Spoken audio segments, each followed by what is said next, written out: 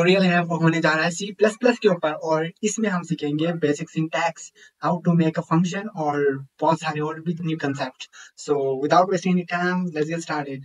तो हम सी plus plus सीखने के लिए एक वेबसाइट को चूज करेंगे जिसका नाम है W3 स्कूल।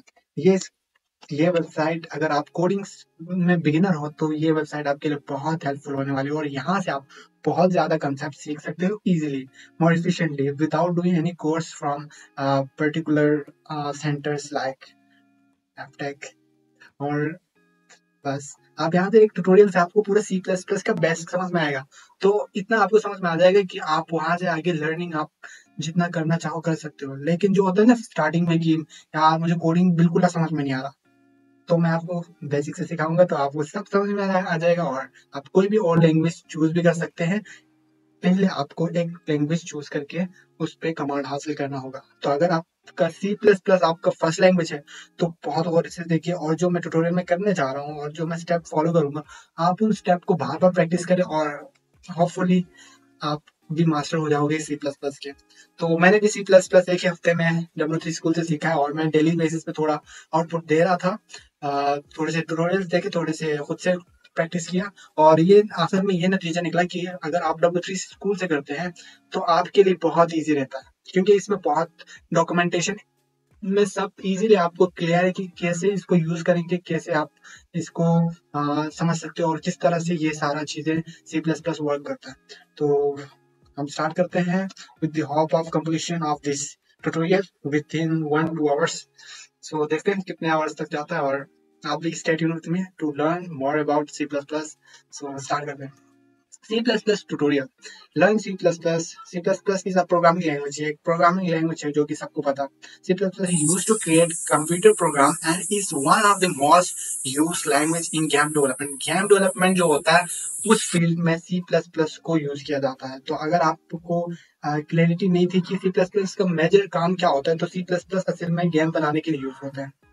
और हमारे पास C++ कुछ सीखने के बहुत सारे तरीके हैं, जैसे कि example in each chapter, her chapter के अंदर एग्जाम्पल्स भी मौजूद है जहाँ से आप खुद जाके आप समझ सकते हो। जैसे कि यहाँ पे ट्राई आउट का बटन पे क्लिक करके आप खुद भी एक्सप्लोर कर सकते हो इसे। तो हम देखते हैं इसमें क्या हो रहा है।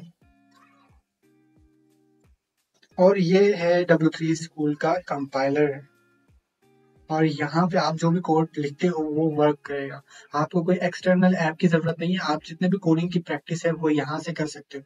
जितने भी कोडिंग आप सीखोगे उसको आप यहाँ पे पुट करोगे, और आपको डिस्प्ले यहाँ पे राइट हैंड साइड पे आपको शो होता हुआ नजर आएगा। तो that's why I choose W3 school, क्योंकि ये बहुत ईजी करता है कोड लर्निंग को हमारा। तो सबसे पहले यहाँ पे C++ का कुछ डिफॉल्ट कोड्स लिखे हुए, लाइक इंक्लूड आइसो स्ट्रीम।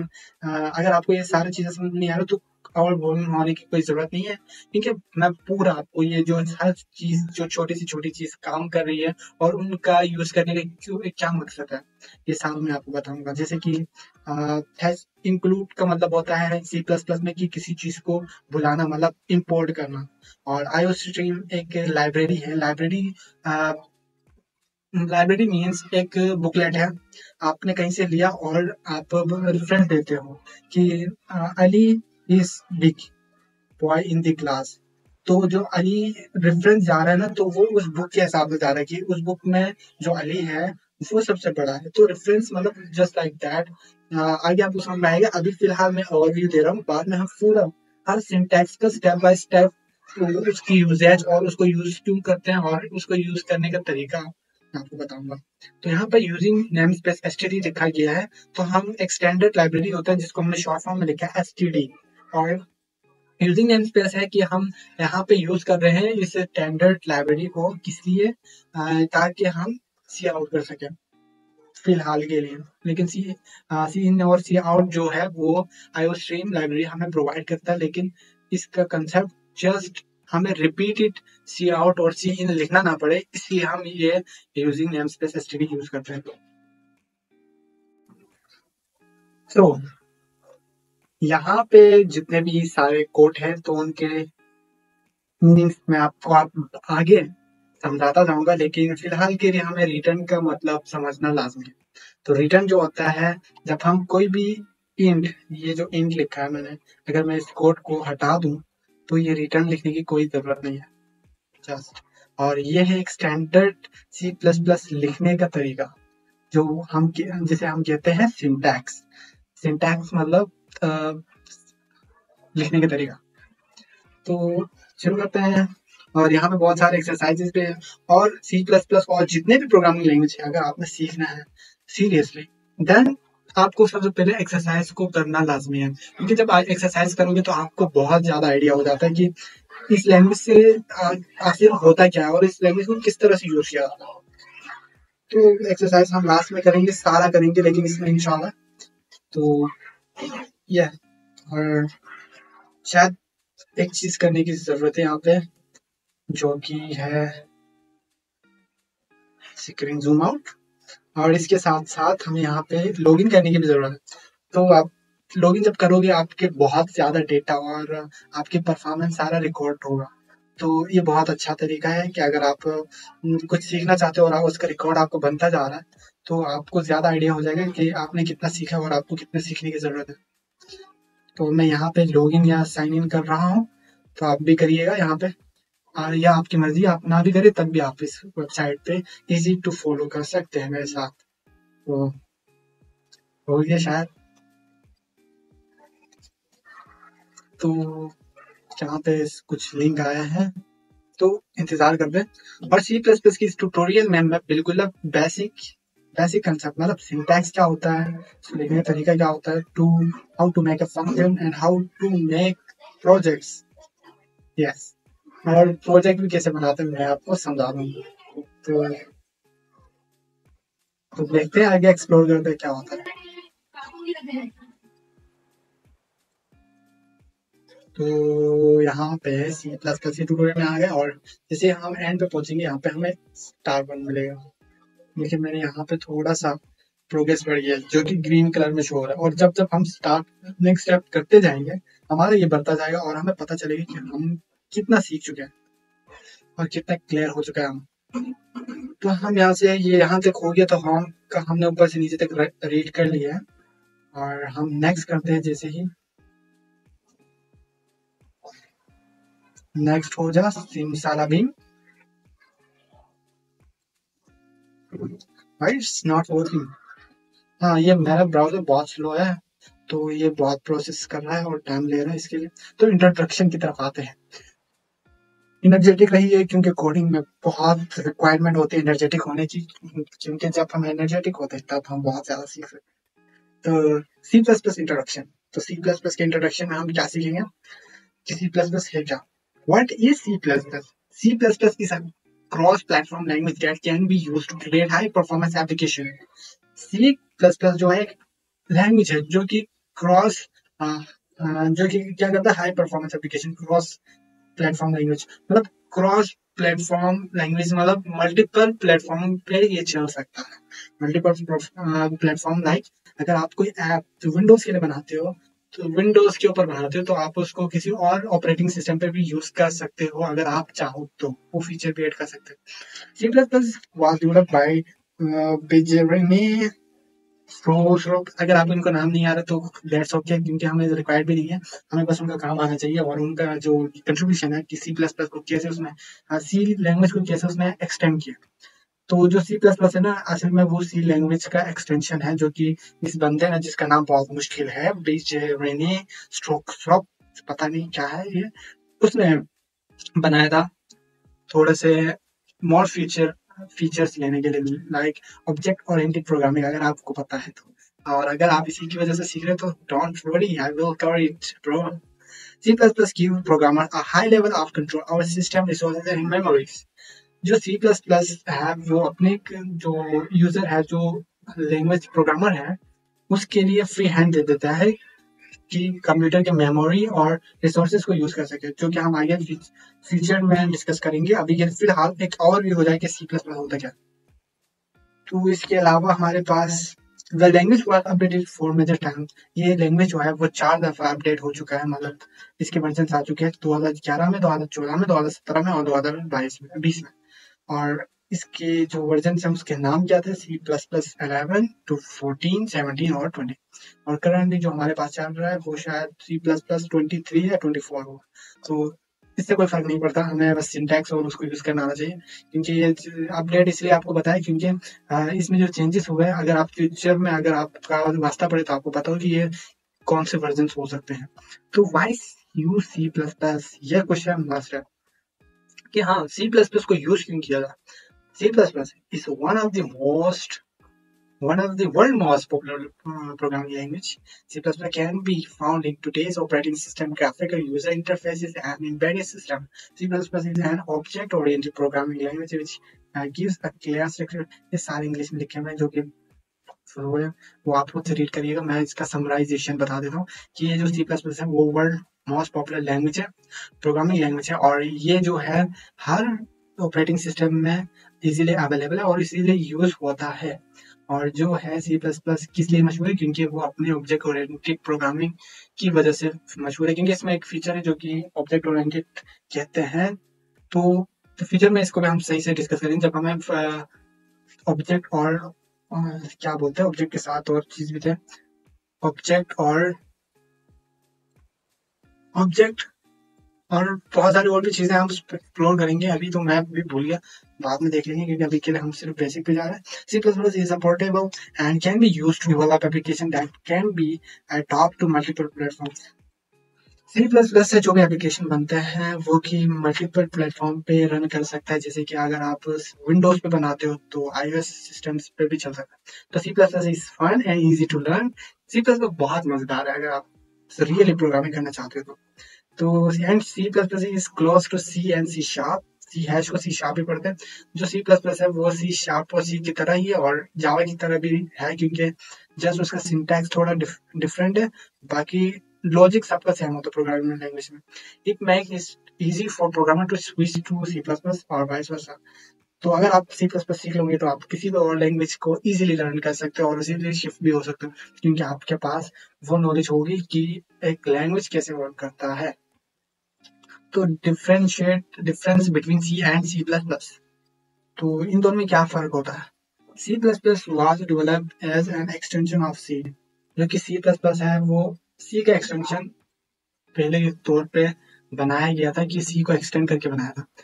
उसका सिंटैक्स सेम होता है, C++ और C का ऑलमोस्ट सेम है।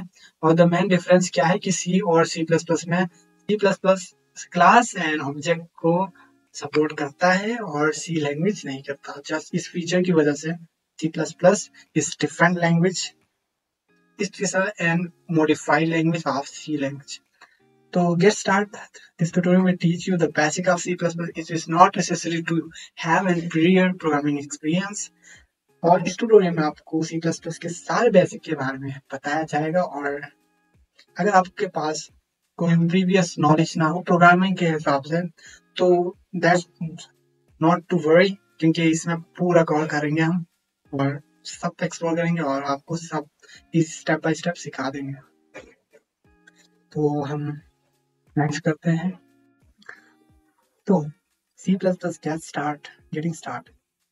तो ट्यूटोरियल स्टार्ट हो चुका है और थोड़े बेसिक आपको आना चाहिए जिसके मदद से आप C++ इजीली सीख सकते हो।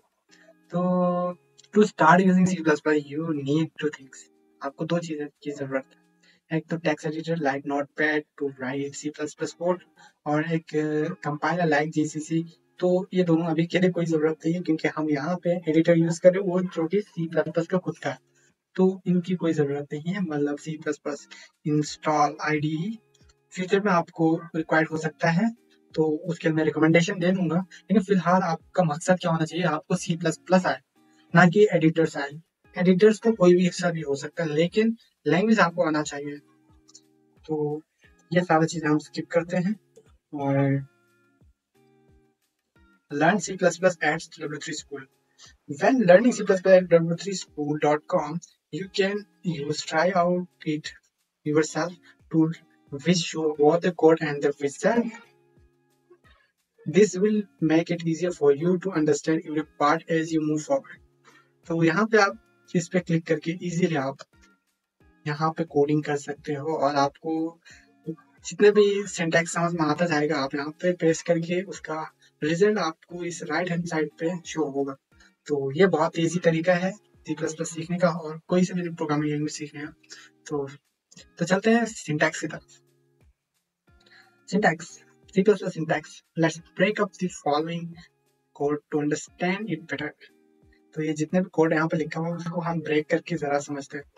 मतलब जो हमारे पास हैश इंक्लूड आइसोस्ट्रीम है उसे कहते हैं header file library that let us work with input output objects such as cout and header file edit functionality to C++ program। और ये जो हैश इंक्लूड का ये है ये कोड हमें ये जो जितने भी इसके बगैर हमें क्या एरर आता पता चल रहा है। इसके बगैर हम कुछ भी सी आउट मतलब कुछ भी प्रिंट नहीं करवा सकते और कुछ भी शो हमें नहीं होगा बल्कि एरर देगा। तो ये एक डिफॉल्ट लाइब्रेरी है जिसकी मदद से हमें कोई भी चीज शो हो सकता है स्क्रीन पर और हमारे code without any error use होगा फंक्शन करेगा। और जो लाइन 2 में लिखा हुआ है using namespace means that we can use name for object and variable from the standard library. और यहाँ पे जो हमें सी आउट दिखा है अगर ये हम नहीं लिखे तो ये एरर देगा और हमें क्या करना पड़ेगा एस डी लगा के हमें ये 2 बार लिखना पड़ेगा ताकि इसका मतलब है कि ये स्टैंडर्ड लाइब्रेरी से यूज हो रहा है सी आउट। अब एरर नहीं दे रहा है हालांकि हमने ऊपर यूजिंग नेम स्पेस नहीं लिखा लेकिन हमें मसला ये है कि हमें हर बार इसको इस तरह से लिखना पड़ेगा वरना अगर हम एक में भी नहीं लिखते हैं तो ये हमें एरर दे देगा। तो हम ये नहीं चाहते हमें एरर नहीं चाहिए और हम बार बार यूज भी नहीं करना चाहते तो हम इसे एक दफा कॉल करेंगे using name space std। Yes you have right. और देखें विदाउट एरर चल रहा है और हम जितनी बार भी इसको कॉपी पेस्ट कर लें हमें std लिखने की जरूरत नहीं क्योंकि हमने एक बार कॉल कर दिया। तो yeah hopefully you understand and don't worry if you don't understand how hash include iostream and using namespace work। just think of it as some that almost always appear in your program।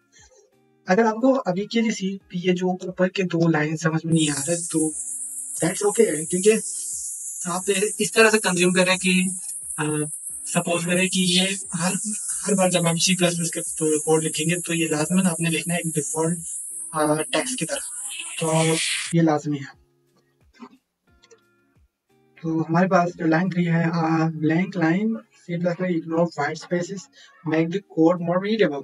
अगर हम यहाँ पे space दे देते हैं बार बार बार बार तो C++ जो है इसको इग्नोर करेगा क्योंकि जो स्पेसेस है जो कि कोड के स्टेटमेंट्स के बीच में होता है मतलब विदाउट एनी मीनिंग तो C++ क्या करता है उसे इग्नोर करता है। सही है।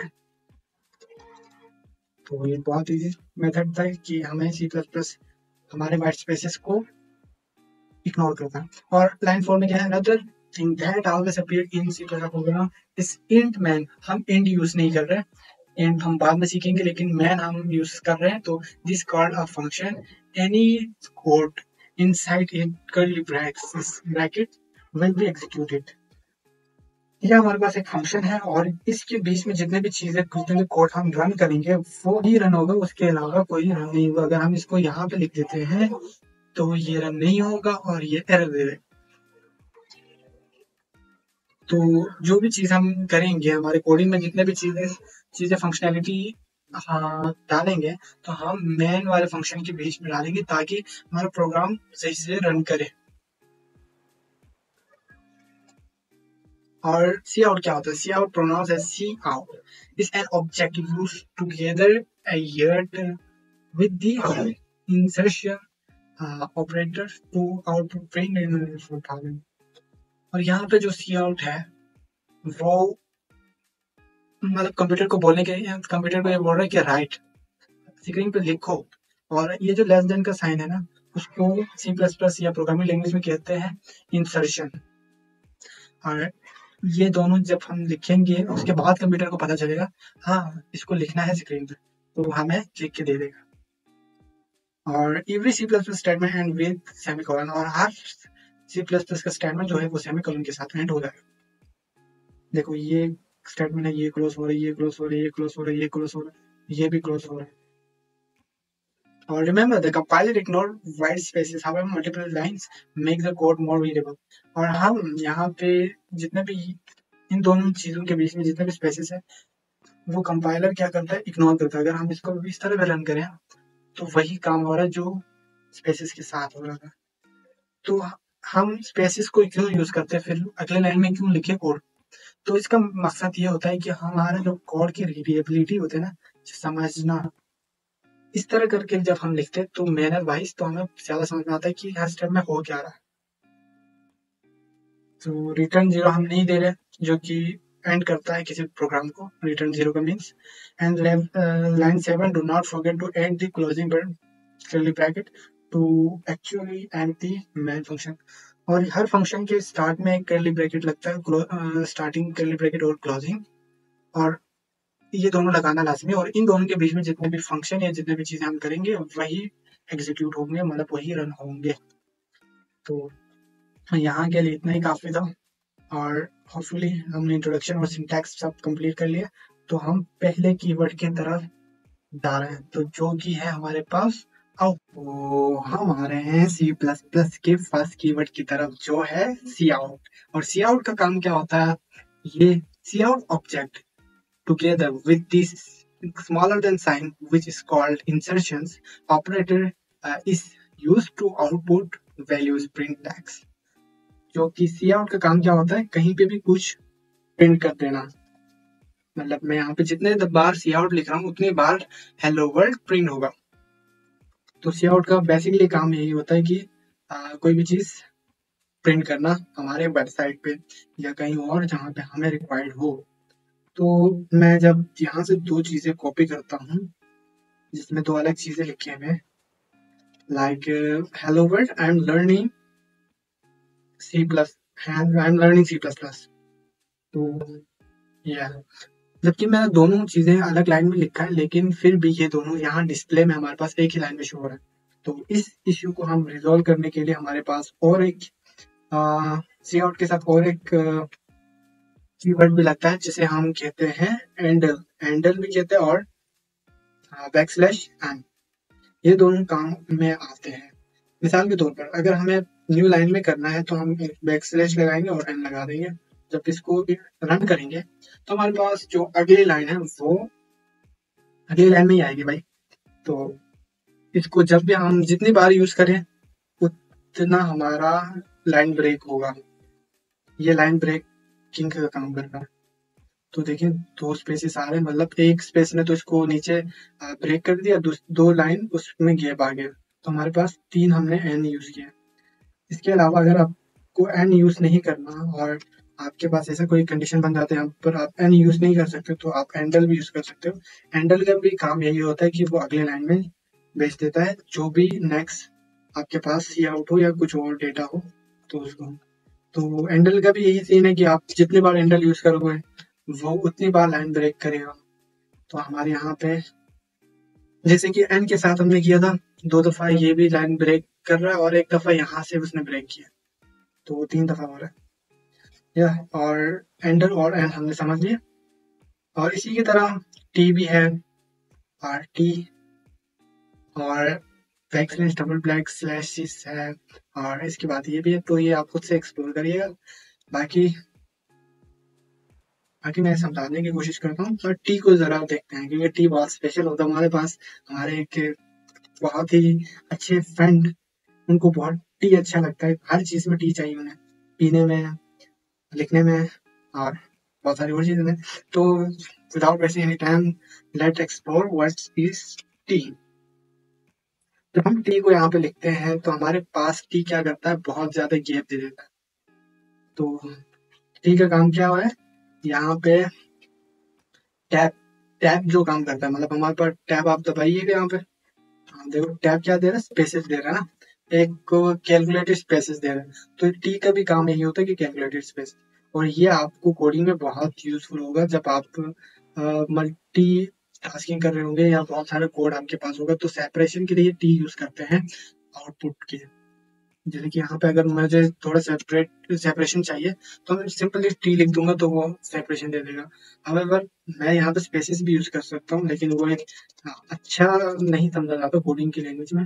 या आप जितने बार आपको स्पेसेस चाहिए उसी हिसाब से आप स्पेसेस यूज करो तो कोड बहुत लंबा चला जाता है। हम इसके बाहर जितने स्पेसेस है वो खैर मतलब वो काउंट नहीं होगा तो वो उसमें इश्यू नहीं है, लेकिन जब हम इन्वर्टेड कॉमास के अंदर जितने भी स्पेसेस लेते हैं ना तो वो काउंट होते हैं, जिसकी वजह से हमारा जो टेक्स्ट है वो दिखने में थोड़ा ऑकवर्ड अजीब सा नजर आता है। तो इससे बचने के लिए हम टी को यूज करते हैं। तो सी प्लस प्लस के कमेंट की तरफ जाएंगे अगले section. C plus plus comments. Comment can be use to explain. जब भी हम कमेंट का नाम सुनते हैं तो इसका मतलब होता है किसी चीज के बारे में बताना। लाइक अगर अगर ये कोडिंग में यूज हो रहा है तो ये इजी टू अंडरस्टैंड करने के लिए कोडिंग के अंदर यूज होता है। मतलब एक कोड एक प्रोग्रामर ने लिख दिया, अब वो दूसरे प्रोग्रामर के लिए समझने में इजी करने के लिए वो कमेंट लिख देता है। और जो कमेंट होता है वो एज अ कोडिंग कंप्यूटर उसको कंपाइल नहीं करता, कंप्यूटर के लिए भी वो कमेंट होता है और कंप्यूटर उसको बिल्कुल मतलब इग्नोर कर देता है। जैसे कि इस लाइन में है एक कमेंट हमारे पास, डबल स्लैश के साथ लगाते हैं और जैसे हम इसको यहाँ पे पेस्ट कर देते हैं तो हमारे हिसाब से ये दिस इज अ कमेंट ये भी प्रिंट होना चाहिए, लेकिन नहीं होगा। तो जैसे हम रन करते हैं तो हमारे पास सिर्फ हेलो वर्ल्ड लिख के आता है। तो ये क्यों आ रहा है? हेलो वर्ल्ड इसलिए लिख के आ रहा है क्योंकि हमने उसको सी आउट में लिखा है और कमेंट के लिए हम डबल स्लैश यूज करते हैं। जब भी हम कोई वर्ड डबल स्लैश के साथ यूज करेंगे तो वो क्या होगा, कमेंट होता है। अगर मैं इसको हटाता हूँ अब रन करता हूँ तो ये एरर देगा, क्योंकि कमेंट के लिए रिक्वायर्ड है कि हम डबल स्लैश लगाएं। डबल स्लैश लगाएं तो हम इसी को डबल कॉपी पेस्ट कर देते हैं तो हमारे पास दो कमेंट हो गए। अब दो कमेंट के लिए दो दफा हमें स्लैशेस लगाने पड़ रहे, फॉरवर्ड स्लैश। तो हम क्या करेंगे, एक स्लैश लगाएंगे, मतलब मल्टी लाइन कमेंट करने के लिए हमारे पास एक ट्रिक है और स्टार और बैक स्लैश लगाएंगे। आप ये मल्टी लाइन कमेंट हो गया। अब आप चाहो तो इस कोडिंग की तरह और जितने भी कोडिंग आप इसके बीच में पुट कर दो ये कमेंट ही होंगे। वन लाइन कमेंट और मल्टी लाइन कमेंट में क्या फर्क होता है? मल्टी लाइन कमेंट जब आप लगाते हो तो आपको एक फ्री स्पेस मिल जाता है कि आप उसके बीच में जितना भी लिखो आपको डबल स्लैश लगाने की जरूरत नहीं। अगर आपको बार बार स्लैश लगाना पड़ेगा वरना, अगर मल्टी लाइन आप यूज नहीं करते हो। मल्टी लाइन स्लैश और ये जो स्टार है, तो ये that's basically it for comments. Multi line comment भी मैंने आपको बता दिया कि दो लाइन को जोड़ना है, दो से ज्यादा भी जोड़ सकता है। सिंगल और multi line comment, it's up to you which you want to use. Normally we use double slash for short comment and slash star slash for longer. तो आप समझ गए कि हम नॉर्मली हम डबल स्लैश यूज करते हैं शॉर्ट कमेंट के लिए, मतलब एक लाइन का कमेंट हो तो हम यही यूज करेंगे। दो लाइन के कमेंट के लिए हम मल्टी लाइन वाला ही यूज करेंगे। हाउएवर ये आप पे है कि आप जो भी यूज करो, आपको जो इजी लगे। इससे प्रोग्रामिंग का कोई इफेक्ट नहीं पड़ेगा, बस आपका जो कोड है वो रीडेबिलिटी में इजी होगा और कोई भी प्रोग्रामर अगर आपका कोड देख रहा है तो वो इजीली अंडरस्टैंड कर सकेगा। तो अब हम आते हैं वेरिएबल्स की तरफ। वेरिएबल्स जो होते हैं, variables are containers for storing data values. एक तरह से आप समझ लें कि वेरिएबल क्या होता है, शॉर्ट टर्म या स्मॉल बॉक्सेस होते हैं जहां पर हम अपना इंफॉर्मेशन सेव करके उसके ऊपर नाम लिख देते हैं। जैसे कि मैंने एक बॉक्स लिया, फिर उसके ऊपर लिख दिया ए, फिर उसके अंदर मैंने पुट किया कुछ अब बॉल ऐसे कुछ भी। फिर जब भी मैं किसी को बोलूंगा आई हैव ए, फिर वो समझ जाएंगे कि मेरे पास बॉल है। समझ रहे हो? तो इन C++ there is a different type of variable defined with different keyword. For example, हाँ अब तो चीजों के हिसाब से वेरिएबल्स के टाइप भी होंगे। जैसे कि इंटीजर एक टाइप का वेरिएबल डिक्लेयर करता है, वेरिएबल है जो कि क्या स्टोर करता है, सिर्फ नंबर्स। मतलब बॉक्सेस के टाइप है आपके पास जो एक टाइप का बॉक्स है जो कि सिर्फ नंबरिंग को सेव करता है, नंबरिंग के अलावा कुछ भी एक्सेप्ट नहीं करता। आप नंबरिंग में कुछ भी लगाओ वो सेव कर देगा, लेकिन नंबरिंग के अलावा कुछ सेव नहीं करेगा। डबल डबल वो होता है डेसिमल्स, आपके पास पॉइंट वाले जितने भी नंबर हो वो ये सेव करता है। और चार कैरेक्टर, अगर आप एक लेटर की चीजें देते हो जैसे कि ए बी सी से जेड तक या प्लस माइनस से डिवाइड कुछ भी देते हो, तो वो अगर एक वर्ड का हो तो वो सेव कराता है।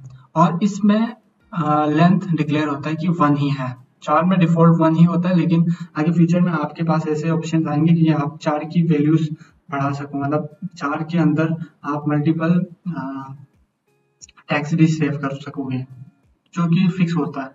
आप चार के अंदर जो भी करोगे वो एक लिमिटेड वे में करोगे, और स्ट्रिंग के अंदर आपके पास अनलिमिटेड आ जाता है। आप इसमें वन कैरेक्टर से लेके मिलियंस या thousand of line of text भी सेव कर सकते हो।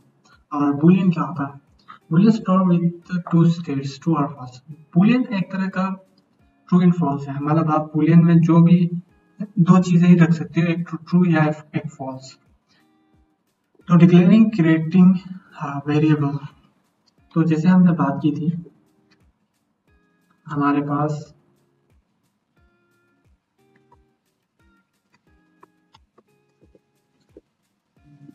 इंड इंड नाउ, यहाँ पे ये इंड का मतलब है कि ये जो मैं जो मैं सेव करा रहा हूँ वो नंबर होगा, सही है।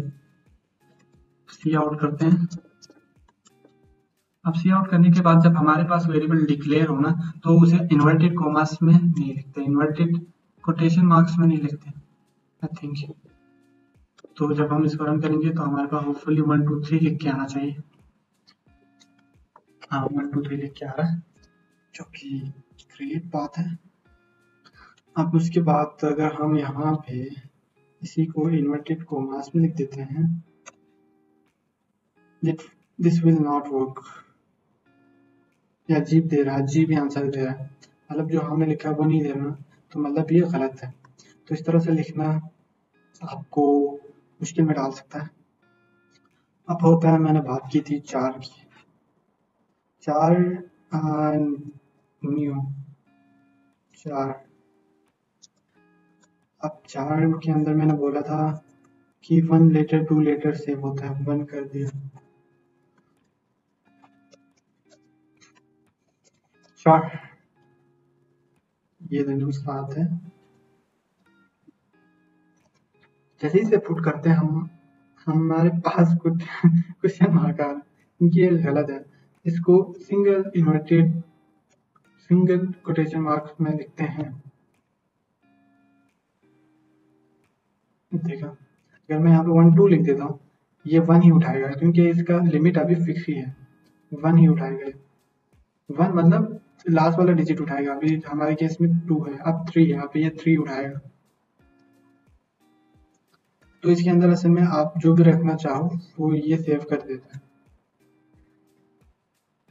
मेरे हिसाब से ये तब ज़्यादा बेनिफिशियल है जब हम इस तरह की चीज़ें सेव करते हैं, जैसे कि @ हैशटैग्स वगैरह।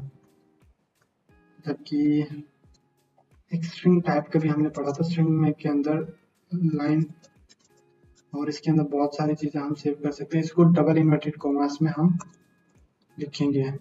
अब इसके अंदर हम जो भी लिखते हैं होपफुली सेव हो जाए।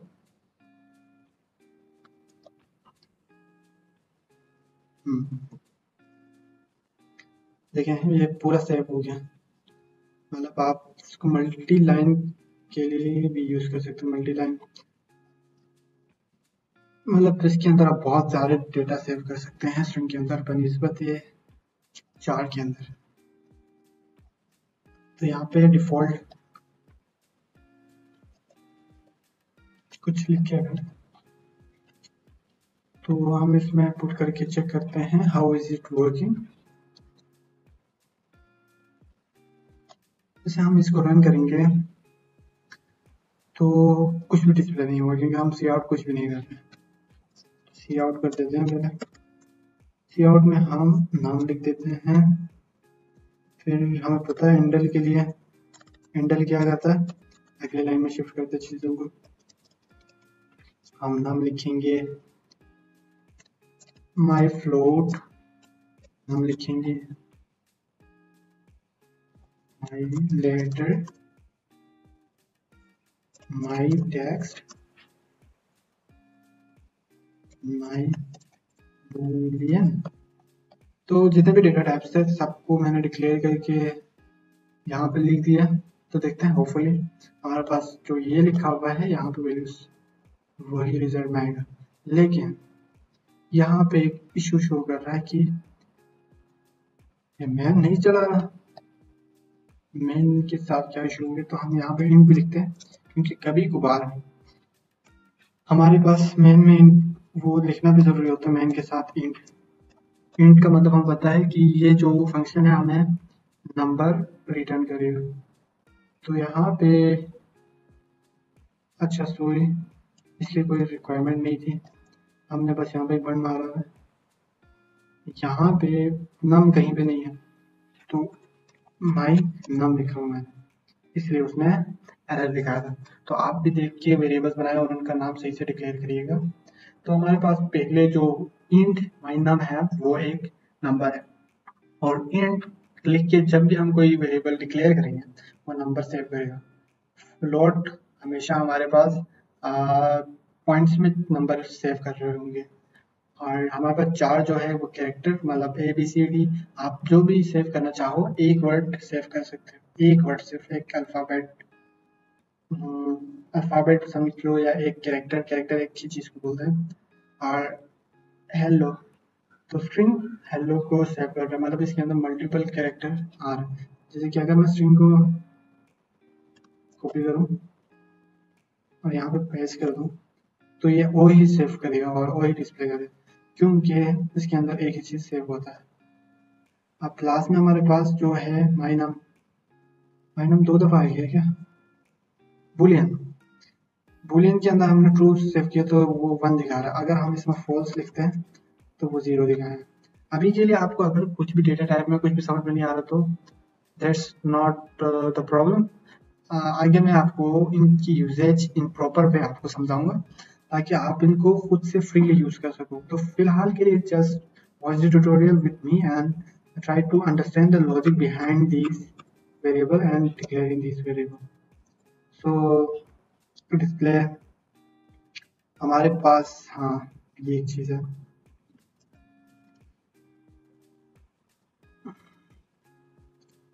हम किसी भी वेरिएबल में कुछ भी डिक्लेयर कर लेते हैं। मतलब इस केस में हमने x के भी अंदर एक वैल्यू रखा, y के अंदर एक वैल्यू रखा, तो हम जब इन दोनों को प्लस करते हैं और सम के अंदर उस दोनों को हम रख देते हैं, मतलब हम ये कर सकते हैं, आपकी मर्जी है कि आप यहाँ पे x की जगह पे 5 लिख के और y की जगह पे 6 लिख दो। लेकिन आप जब बहुत हाई लेवल के कोडिंग पे काम करते हो तो आपको वेरिएबल्स के अंदर नंबर्स वगैरह और डिजिट्स वगैरह सेव रखने पड़ते हैं ताकि आपका जो वर्किंग फ्लो है वो इजी रहे और एक फ्लो में आप चलते जाए और आपको पता हो कि आपको हर बार वो नंबर लिखना नहीं पड़े। इस केस में अगर हमारे पास अगर 910 होता और यहाँ पे 300 ऐसे कुछ होता, तो अगर आपको ये हर बार टाइप करना पड़े तो ये तो बहुत मुश्किल हो जाएगा ना। तो इससे बेहतर ये नहीं कि किसी वेरिएबल के अंदर इनको सेव रखें। जैसे कि मेरे केस में मैंने x के अंदर एक को सेव किया, y के अंदर, और इन दोनों का जब हमने सम निकालते हैं तो हमारे पास क्या आएगा, इन दोनों का सम आ जाएगा। जैसे कि अगर मैं इसको इस तरह करता हूँ तो हमारे पास 11 आ रहा है जो कि परफेक्ट है, और हम इसको डिवाइड भी कर सकते हैं। तो ये पॉइंट में देना चाहिए, पॉइंट में ये 0 क्यों दे रहा है, क्योंकि हमारे पास पॉइंट में नहीं है। तो हम यहाँ पे फ्लोट लिख लेते हैं क्योंकि इंट हमें कभी भी पॉइंट वाले डिजिट्स नहीं देते हैं। मतलब अभी भी नहीं आ रहा है, आई थिंक अब आना चाहिए। 2 आ रहा है, वाह। यहाँ पे डबल लिख देते हैं।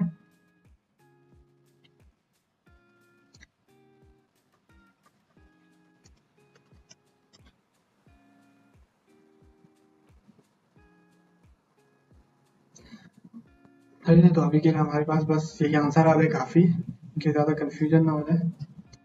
तो ये दैट्स बेसिकली इट, और ये था वेरिएबल डिक्लेयर करने का तरीका। अब जो है यही वेरिएबल हम इस तरह करके भी डिक्लेयर कर सकते हैं, अगर वो सेम, क्या बोलते हैं उसे, सेम डेटा टाइप की हो। मतलब मेरे पास ये दोनों इंट वाले हैं, तो मैंने एक ही लाइन में इन दोनों को डिक्लेयर कर दिया और ये कोई एरर नहीं देगा, ये वही आंसर देगा 11, या यहाँ पे अगर प्लस के साइन लगा दें तो ये 11 दे देगा। तो मल्टी लाइन है, अच्छा यहाँ पे अब 11 देगा। और अब मल्टी लाइन भी हो गया। मल्टी लाइन में यही होता है कि मल्टी लाइन में हम डिक्लेयर कर सकते हैं चीज़ों को। बाकी आप खुद से एक्सप्लोर करें तो ज़्यादा समझ में आएगा। और सी प्लस प्लस आइडेंटिफायर क्या होता है, all variables must be identify with it. हाँ, तो सी प्लस प्लस के अंदर या किसी भी प्रोग्रामिंग लैंग्वेज के अंदर एक चीज़ है जो कि आपको फॉलो करना पड़ेगा। मतलब कि यहाँ ऊपर भी मैंने इसको डिक्लेयर किया किसके साथ, एक वेरिएबल के साथ, जिसमें हमें साफ पता चल रहा है कि ये जो इंटीजर है वो किस चीज़ को सेव कर रहे हैं, मिनट्स पर आवर को सेव कर रहे हैं, वो कितना है 60। बट आप m इजिकल टू 60 भी कर सकते हो, जिससे आपको वेरिएबल तो बहुत छोटा होगा m, बस आपने जहाँ पे भी m लिखा मतलब क्या हुआ है उसका 60।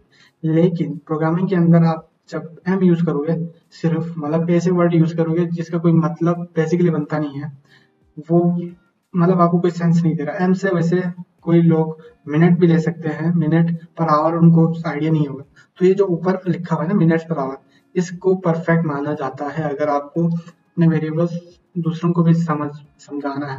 तो आइडेंटिफायर होता है, ये आइडेंटिफायर्स होते हैं, और ये आइडेंटिफायर आपके पास गुड होना चाहिए। आइडेंटिफायर वो होता है जब हम किसी भी डेटा टाइप के साथ कोई भी वेरिएबल कोई भी टेक्स्ट लिखते हैं ना, तो उसे आइडेंटिफायर कहते हैं। Int minutes per hour is equal to, तो मिनट्स पर आवर हमारे पास आइडेंटिफायर होगा। 4 my my alpha is, my alpha जो है वो है क्या है यहाँ पर आइडेंटिफायर। अब कॉन्स्टेंट क्या होता है, तो हम देखते हैं कॉन्स्टेंट्स क्या होता है। जैसे कि अगर मैं सी आउट कर देता हूँ यहाँ पे,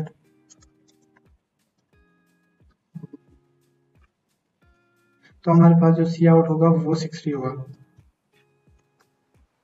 लेकिन अब मैं यहाँ पे 70 कर देता हूँ तो ये कितना रहेगा, ये 70 हो जाएगा।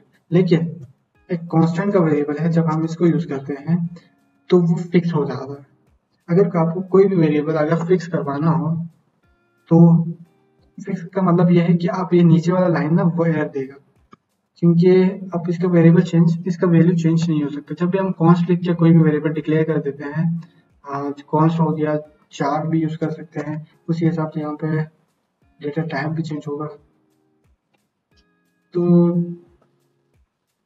ये फिक्स हो जाता है और इसको हम फिर से मॉडिफाई नहीं कर सकते।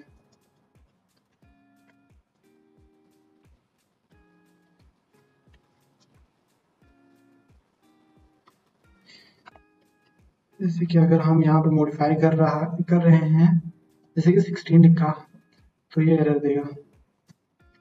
लेकिन मैं इसको रिमूव कर देता हूँ, अब रन करूंगा तो ये एरर नहीं देगा। तो इसका मतलब क्या है कि कॉन्स्ट लिखने के बाद हमारे पास चीजें फिक्स हो जाते हैं। और इसको रन भी करते हैं। अच्छा हाँ, ये 4 है ना, 4 के अंदर एक ही चीज आता है, लेकिन हम इसको स्ट्रिंग बना देते हैं तो ये पूरा 16 हमारे पास डिस्प्ले कर सकता है। लेकिन स्ट्रिंग डबल इन्वर्टेड कोमास में आता है 6, सिंगल इन्वर्टेड कोमास में 4 आएगा और इसमें स्ट्रिंग। तो ये होपफुली अब एरर नहीं दिखाएगा। और हाँ, अब यूजर इनपुट हमें इस बार नहीं पढ़ते, वो हम एक कोड एडिटर के साथ पढ़ेंगे, क्योंकि ये यहीं पे पढ़ लेते हैं, देख लेते हैं। C plus plus user input है। यूजर इनपुट क्या होता है, जो कि एक यूजर देता है। मतलब हम अभी तक हार्ड कोडेड कर रहे थे। हार्ड कोडेड मतलब हम कोई भी वेरिएबल डिक्लेयर कर रहे हैं तो उसको क्या कर रहे थे, खुद से वैल्यूज दे रहे थे कि इंट इज इक्वल टू 1 2 3, चार चार न्यू चार इज इक्वल टू 2 3 4, ऐसा कुछ। मतलब जो भी है हम सी आउट कर रहे थे और सी इन क्या होता है, सी इन का फंक्शनैलिटी भी आपको दिखाता हूँ। जैसे कि इसको जरा मैं शो करता हूँ आपके पास।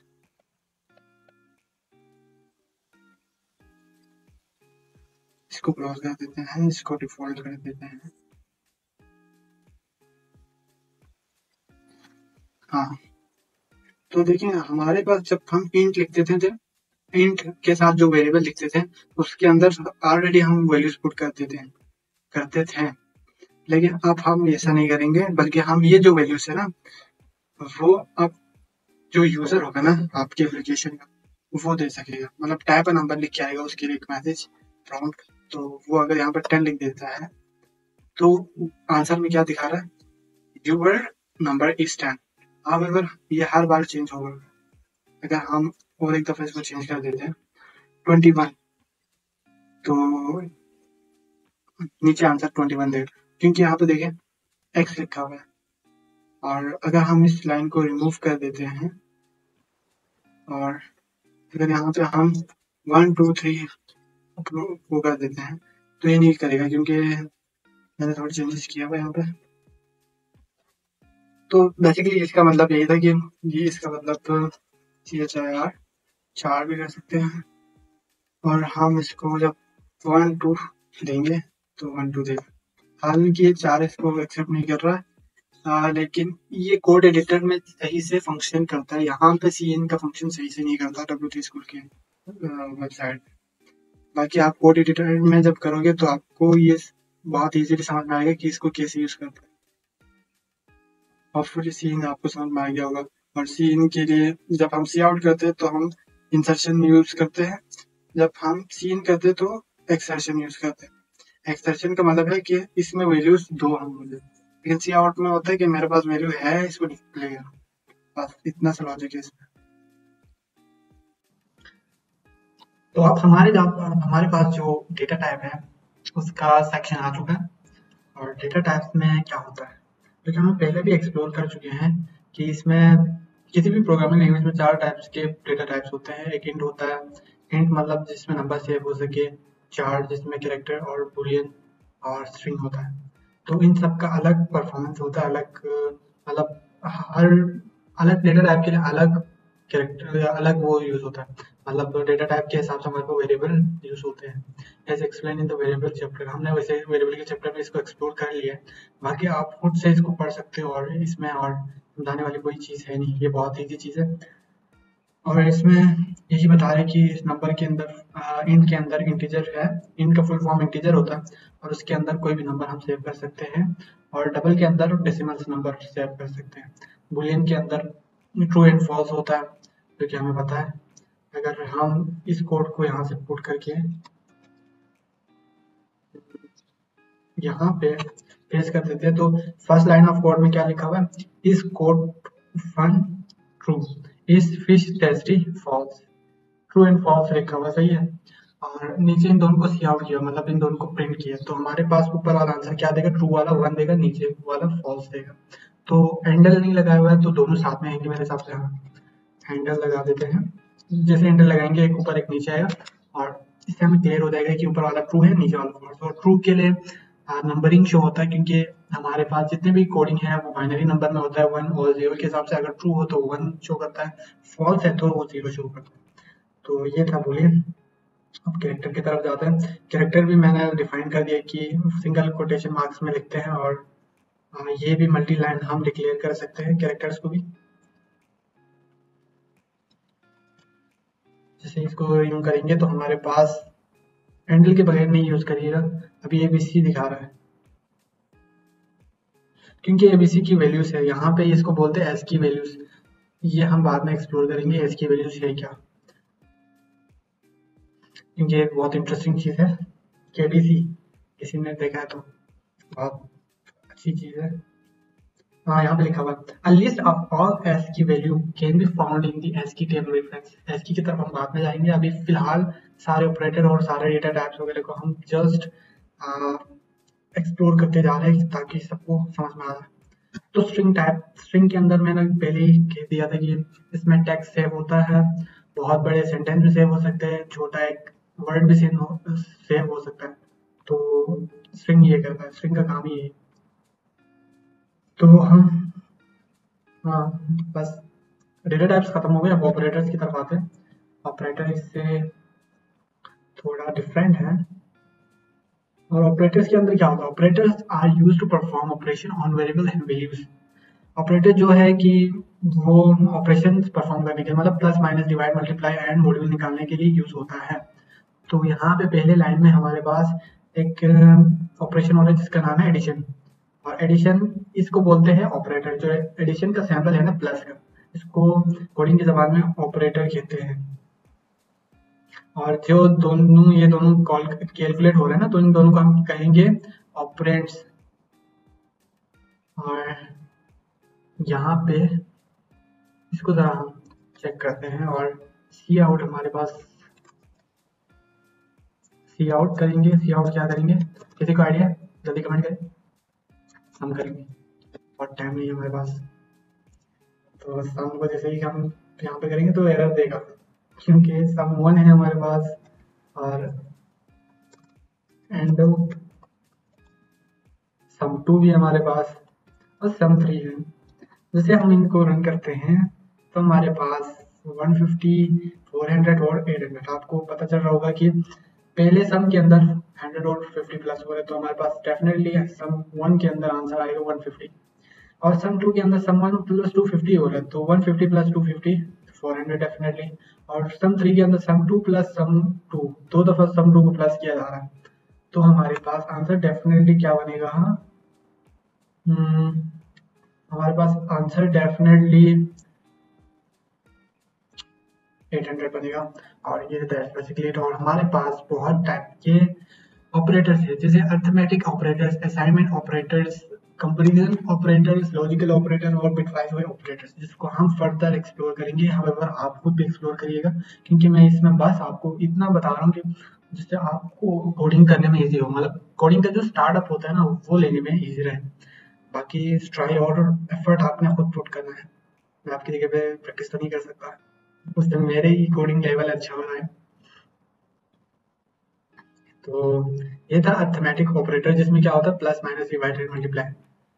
सिर्फ हमने प्लस करके देखा, आप चाहे तो इसको मल्टीप्लाई भी कर सकते हैं स्मॉल वैल्यू के साथ, बड़े वैल्यू के साथ भी कर सकते हैं, लेकिन मैं चाहता हूँ स्मॉल वैल्यू के साथ आए तो हमारे पास आंसर थोड़ा इजी टू अंडरस्टैंड रहे।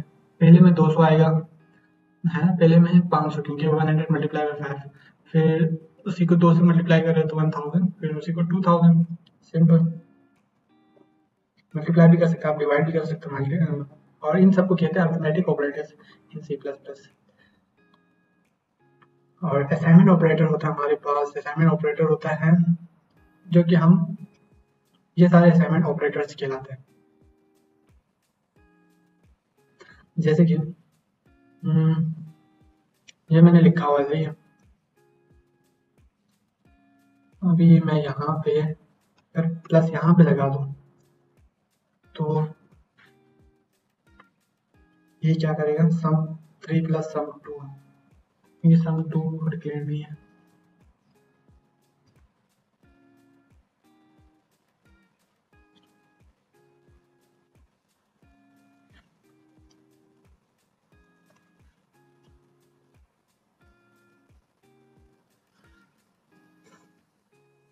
क्योंकि हमारे पास जो है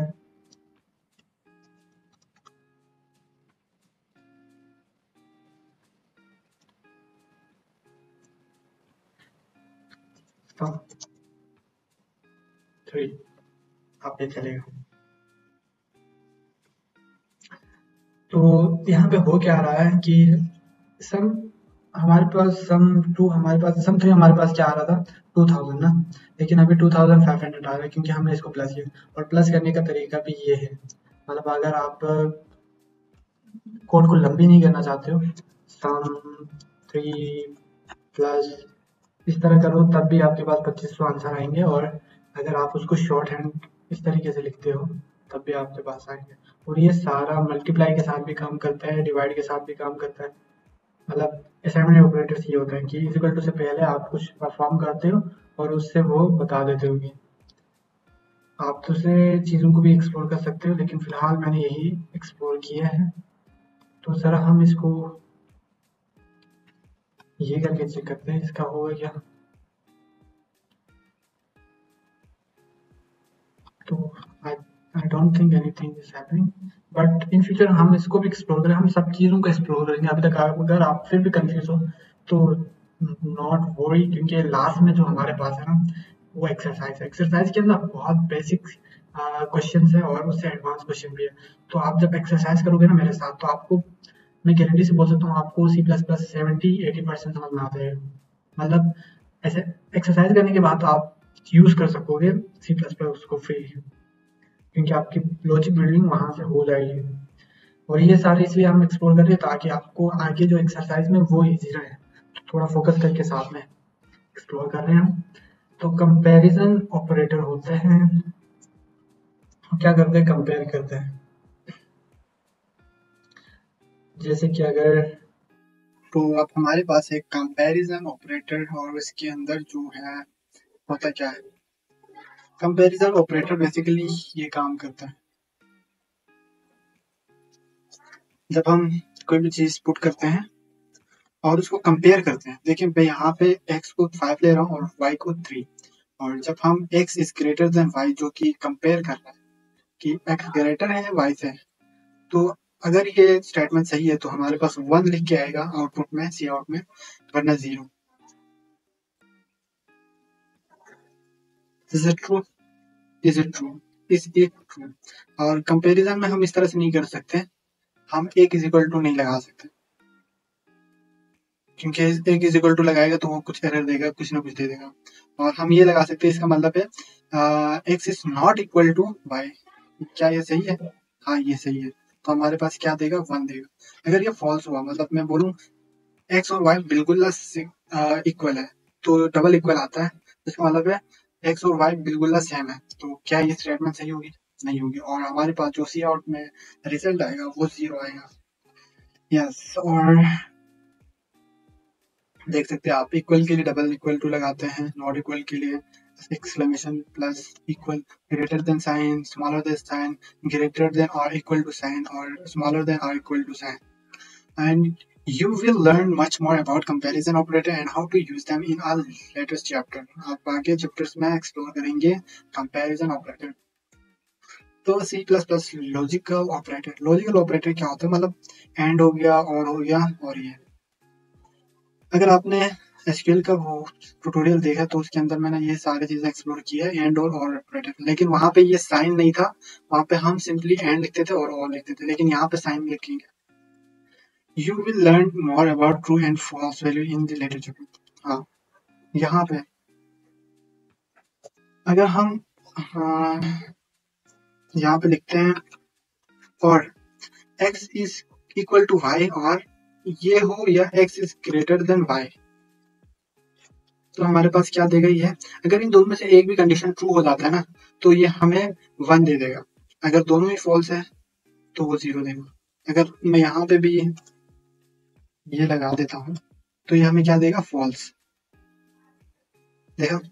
और एक चीज है यहाँ पे, अगर ये स्टेटमेंट सही है, आप हमारे पास 1 दे रहा है, मतलब एक कंडीशन ट्रू है, x is not equal to y and x is greater than y, is true is false, then ये हमें 1 दे रहा है। लेकिन जब हम एंड ऑपरेटर यूज करते हैं ना, तो एंड ऑपरेटर के लिए दोनों कंडीशन ट्रू होना चाहिए, वरना वो 0 देगा। 0 देगा। 0 दिया। अगर हम इसको भी ट्रू कर देते हैं, जैसे कि x is greater than y and x is greater than y, और x इज स्मॉलर देन, ये सही है, दोनों कंडीशन अब ट्रू है मेरे हिसाब से, तो ये क्या देगा? 1 देगा। एंड ऑपरेटर के लिए दोनों कंडीशन या जितने भी कंडीशन हो वो ट्रू होना चाहिए, तब जाके ये एग्जीक्यूट होता है। लेकिन और ऑपरेटर के लिए एक कंडीशन भी अगर ट्रू हो तो वो रिजल्ट दे देता है, सिंपली। तो हमारे पास जो ऑपरेटर का सेक्शन है वो खत्म हो गया, और हम आगे चलते हैं। और आप देख सकते हो कि हमारे सारे सेक्शन पे ग्रीन मार्क्स आ रहे हैं, जिसका मतलब है कि हमने ये सारे एक्सप्लोर किए हैं। तो स्ट्रिंग के अंदर बहुत सारी और चीजें होंगी, हम